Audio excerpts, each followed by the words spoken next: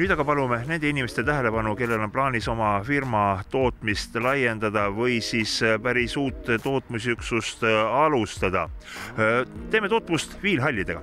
Siin on midagi teistmoodi, kui silm on tavapäraselt harjunud.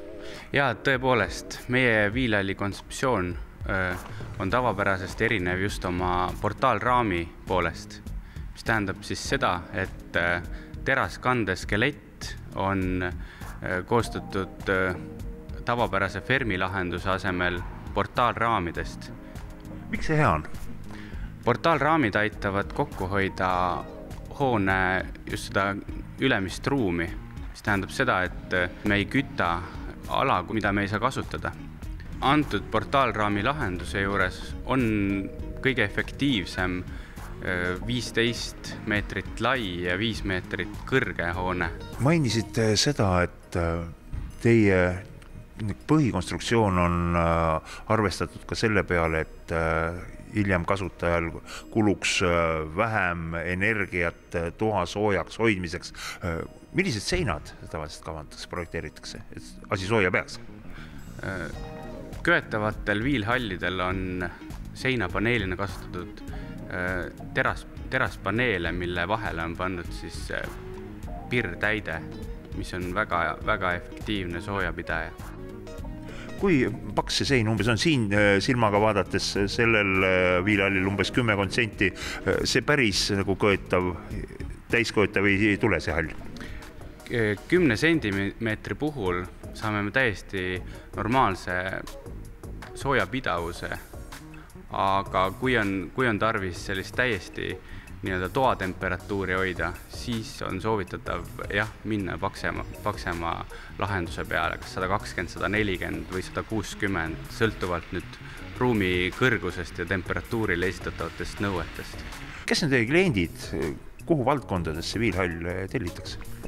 Viilhalli kliendid on tõepoolest seinast seina. Meie kliendid on olnud siin, oleme ehitanud paadikuure, köetavaid, mitteköetavaid, remondihalle,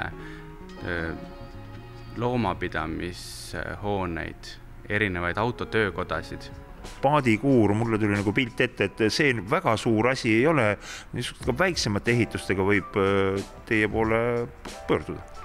Ja absoluutselt, et kontseptsioon jääb samaks ja kui me teeme väiksemaks, siis me loomulikult optimeerime ka terase kulu ja kliendi võit on igal juhul. Kui palju aega võtab, kui täna tuli mõtta, sügisel saab juba asjad sisse panna? Tegelikult on hea selle sama hoone näitel öelda, et täna on meil märtsi algus, veebruari alguses saime ehitusloa ja lõime kohe kopa maasse. Ja tänaseks on jäänud sisuliselt aknaavad ja liistude paigaldus ning lõpuks ka põranda valu. Sinu jutust tuli välja, aga kordame selle üle, selle komplekssuse veel, et mida te siis teete, et seinad, põrandad, kõik on kauba sees? Kauba sees on üldiselt nii vajadusel ehitusloa taotlemine, projekteerimine täpselt vastavalt kliendi lahendustele, vundeerimine, soklipaneelid, terase paigaldus, seinad, laed, uksed, aknad, vajadusel teeme ka kõik küttelahendused. No seda nimetatakse siis võtmed kätte? Just, et kui kliendil soovi on, siis oleme valmis võtmed kätte lahendusi tegema. Aga ütleme meie vaatajatele ära ka internetilehekülje, sest ilmselt esimest infot ikka korjatakse sealt. Jaa, üldiselt internetilehekülg on väga lihtsasti meelde jääv www.viilhall.ee. Niisiis, kui teil oli plaan oma mingi äri või tootmine püsti panna ning parasjagu otsisite ruumi, kus seda teha, siis võib-olla tõesti ehitaks päris uue viilhalli.